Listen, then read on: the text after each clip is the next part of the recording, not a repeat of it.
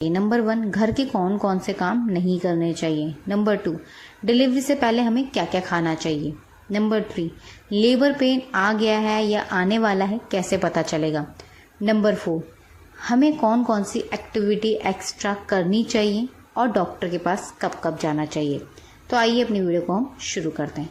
सबसे पहले हम बात करेंगे कि हमें घर के कौन कौन से काम नहीं करने हैं। आपको भारी बाल्टी उठाकर इधर से उधर नहीं जाना, यानी कि आपको कपड़ों की बाल्टी अगर बहुत ज़्यादा भरी है, थोड़ी सी हैवी हो रही है, तो उसको आपको उठाकर बाहर नहीं ले जाना, छत पर कपड़े डालने नहीं जाना है। साथ ही आपको बहुत भारी या बहुत ज़्यादा कपड़े भी नहीं धोना है। आपको अवॉइड करना है डिलीवरी से पहले कि आप जितना हो सके कपड़े कम धोएं और हल्के कपड़े धोएं।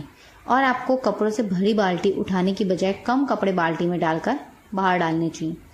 नंबर 2, ज़्यादा सीढ़ियाँ ना चढ़ें।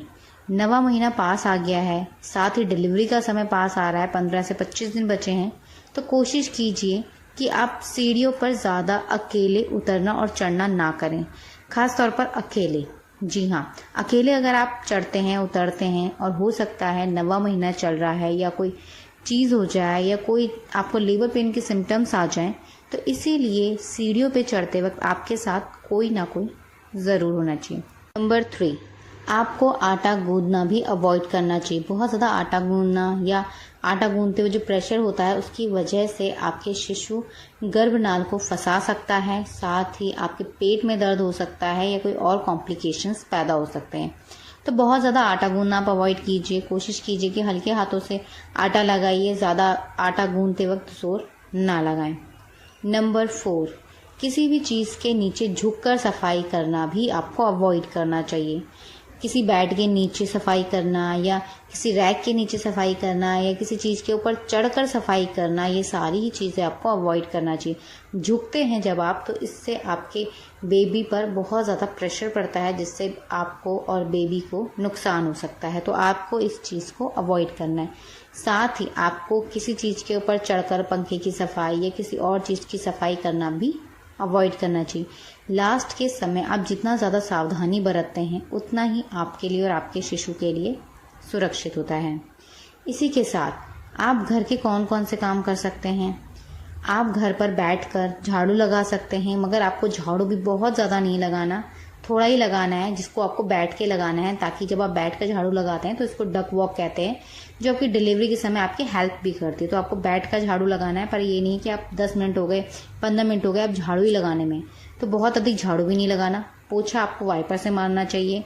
कोशिश करनी चाहिए हाथ से ना मारे, क्योंकि जब ज़्यादा झुकेंगे आप पोछा मारने के लिए तो इससे भी पेट पर आपके प्रेशर पड़ेगा। तो आप झाड़ू लगा सकते हैं और पोछा वाइपर से लगा सकते हैं। ज़्यादा भी आपको बहुत देर तक खड़े नहीं होना या बहुत देर तक बैठे नहीं रहना। खाना पकाने गए हैं तो इसका मतलब ये नहीं कि आप 10 से 20 मिनट 25 मिनट या आधे घंटे से खड़े हैं, आपके पैरों में दर्द हो रहा है, आपके पेट में दर्द हो रहा है, आपको बहुत अजीब सा महसूस हो रहा है, बेचैनी हो रही है, तो आपको कोशिश करनी है कि आपको बहुत अधिक देर तक कोई भी एक पोजीशन पर नहीं बैठे रहना है, नहीं खड़े रहना है, या ही लेटे रहना है। अब इसके साथ बात करते हैं कि आपको कितने घंटे की नींद देनी चाहिए। एक गर्भवती महिला का जब आखिरी समय चलता है, यानी कि नवा महीना चल रहा होता है, तब उनको ध्यान रखना चाहिए कि उनकी नींद भी प्रॉपर तरीके से पूरी हो। वो रात को सोने के साथ साथ दिन में 2 घंटे ज़रूर सोए, जिससे आपकी थकान उतर जाए, आपको चिड़चिड़ापन ना हो और आपको आराम भी मिले। इसी के साथ जब आप सोते हैं तो कोशिश कीजिए कि आप उल्टे हाथ की तरफ ही सोएं। ऐसा करने से बच्चे तक ऑक्सीजन सही मात्रा में पहुंचती है, आपका खाना अच्छे से डाइजेस्ट होता है और आपका ब्लड सर्कुलेशन भी अच्छे से फ्लो करता है। तो इस बात का आप विशेष ध्यान रखें। सोते वक्त अपने नीचे तकिया और पिलो ज़रूर रखें, पैर के बीच में, पेट के पास। बात करते हैं कि आपको खाना क्या क्या चाहिए। कोशिश कीजिए कि आप गर्म तासीर की चीज़ें खाएं। अगर मौसम गर्मियों का हो तो गर्म तासीर की चीज़ें ज़रूर लें, मगर कम मात्रा में लें। कम मात्रा में इसलिए लें क्योंकि अधिक गर्मी होने से अगर आप ज़्यादा गर्म तासीर की चीज़ें ले लेते हैं तो इससे आपकी बॉडी में प्रॉब्लम्स हो सकती हैं, आपको लूज मोशन हो सकते हैं, वॉमिटिंग की प्रॉब्लम हो सकती है, या आपको कोई और हेल्थ इशू हो सकता है। तो कोशिश कीजिए, गर्मियों का अगर समय है तो आप कम मात्रा में गर्म तासीर की चीज़ों का सेवन ज़रूर कीजिए। जैसे घी को आप अपनी डाइट में शामिल कीजिए। घी को आप रात को दूध के साथ ले सकते हैं, रोटियों के साथ खा सकते हैं, दाल में ले सकते हैं, सब्जियों में डालकर खा सकते हैं, या किसी भी आप फूड में डालकर घी का सेवन ज़रूर कीजिए ताकि आपकी नॉर्मल डिलीवरी के चांस बढ़ जाएं।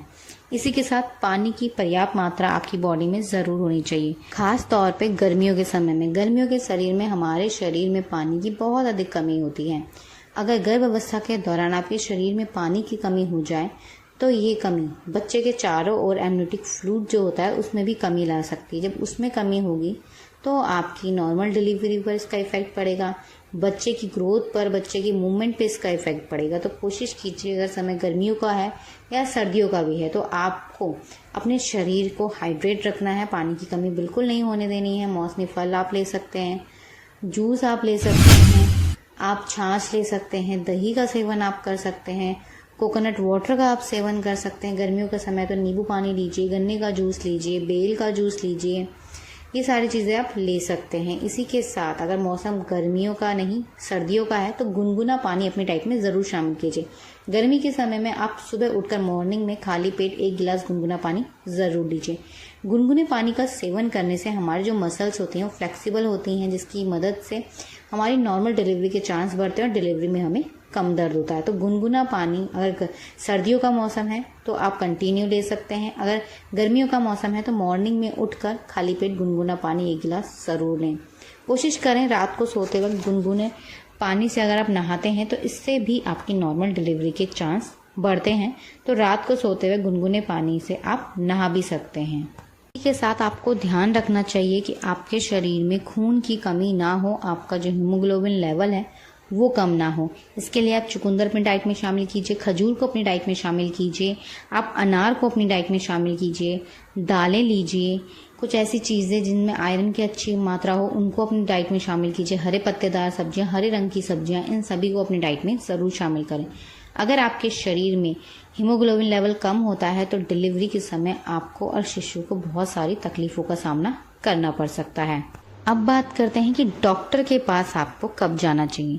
9वां महीना शुरू होने पे डॉक्टर के पास विजिट ज़रूर कीजिए, अपनी ज़रूरी जांचें करवाइए, साथ ही अल्ट्रासाउंड कराइए। अल्ट्रासाउंड की मदद से पता चलेगा कि बच्चे ने हेड डाउन पोजीशन ली है या नहीं ली है। बच्चा अगर हेड डाउन पोजीशन ले लेता है तो ये एक साइन होता है जो बताता है कि डिलीवरी में अब बहुत ही कम समय बचा है और डिलीवरी 5 से 6 दिन या 10 दिन के अंदर कभी भी हो सकती है। इसी के साथ आप अपनी जांचें कराइए जिसमें हीमोग्लोबिन लेवल चेक होगा, आपके बच्चे का वजन चेक हो, आपका वेट चेक हो, आपका बीपी चेक हो, आपका शुगर लेवल चेक हो। ये सारी चीज़ें आप जब आपकी चेक होती हैं तो डॉक्टर्स आपको बताते हैं कि सारी चीज़ें नॉर्मल हैं या नहीं हैं। अगर कोई चीज़ की प्रॉब्लम है तो डॉक्टर उसके लिए आपको सही सलाह भी देते हैं। इसी के साथ लास्ट समय पे ज़्यादा डरिए मत, घबराइए नहीं। बैग आपका रेडी होना चाहिए। बच्चे को कैसे देखना है आने के बाद, डिलीवरी के बाद क्या क्या चीज़ें करनी चाहिए, इसकी जानकारी भी आपको पहले से होनी चाहिए। लेबर पेन्स की जानकारी आप रखिए कि लेबर पेन्स कब आते हैं, कैसे लेबर पेन्स होते हैं और लेबर पेन्स आने पर आपको क्या चीज़ें करनी चाहिए। सबसे ज़रूरी और इम्पॉर्टेंट चीज़, आपको डरना नहीं है, घबराना नहीं है, शांत रहना है। जितना आप डरते हैं, घबराते हैं, उससे आपकी नॉर्मल डिलीवरी के चांस कम होते हैं। इससे जुड़े कोई भी सवाल या सुझाव हो तो कमेंट करके हमें ज़रूर लिखिएगा। अगर आपको हमारी वीडियो पसंद आई हो तो लाइक ज़रूर कीजिए, साथ ही अपनी गर्भवती दोस्तों के साथ इस वीडियो को शेयर ज़रूर कीजिए। साथ ही अगर आप फेसबुक या यूट्यूब पे हमें पहली बार देख रहे हैं तो प्लीज़ हमारे चैनल को फॉलो और सब्सक्राइब ज़रूर कीजिएगा ताकि प्रेगनेंसी और पेरेंटिंग से जुड़ी ऐसे ही इंपॉर्टेंट वीडियोस आपको मिलती रहें। हमारी वीडियो को पूरा देखने के लिए आप सभी का धन्यवाद। मिलते हैं आपसे नेक्स्ट वीडियो में, तब तक के लिए अपना ध्यान रखिएगा। धन्यवाद।